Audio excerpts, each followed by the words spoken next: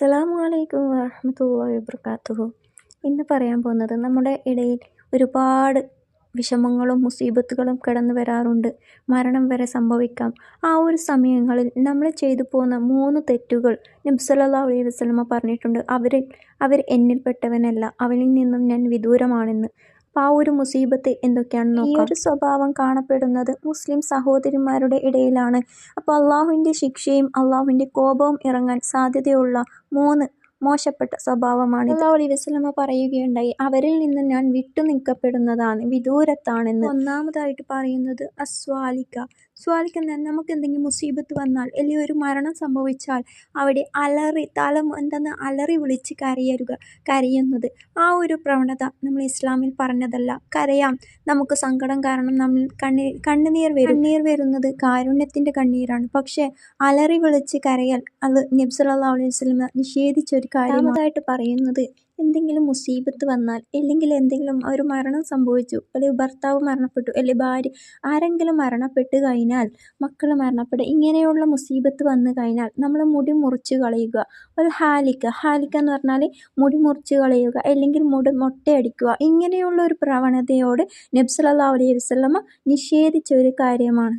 മൂന്നാമതായിട്ട് പറയുന്നത് വശാക്ക എന്ന് വിചാരിച്ചാൽ നമ്മൾ ധരിച്ചിരിക്കുന്ന വസ്ത്രം നമ്മളുടെ സങ്കടം കാരണം വലിച്ചു കീറുക, അല്ലെങ്കിൽ എന്തെങ്കിലും മുസീബത്ത് സംഭവിച്ചാൽ ആ ഒരു സങ്കടത്തിൽ അങ്ങ് വലിച്ചു കീറി കളയുന്നത് നമ്മൾ ഇസ്ലാമിൽ പറഞ്ഞതല്ല. അതും നബി സല്ലല്ലാഹു അലൈഹി വസല്ലം നിഷേധിച്ചൊരു കാര്യമാണ്.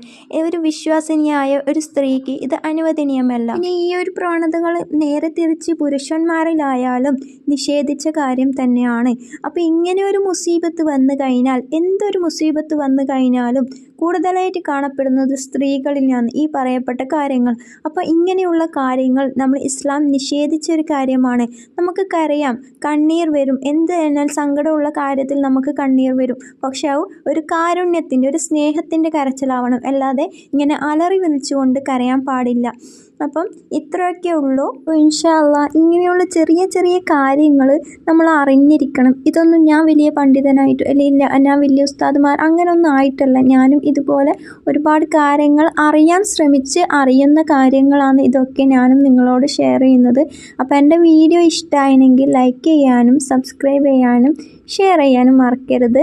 അപ്പോൾ നിങ്ങളെ അഭിപ്രായം എന്താണെന്ന് വെച്ചാൽ നിങ്ങൾ കമൻറ്റിലൂടെ അറിയിക്കുക. ഇൻഷാ അല്ലാഹ് അടുത്ത വീഡിയോ കാണാം. അസ്സലാമു അലൈക്കും. പിന്നെ റമദാനൊക്കെയാണ് വരുന്നത്.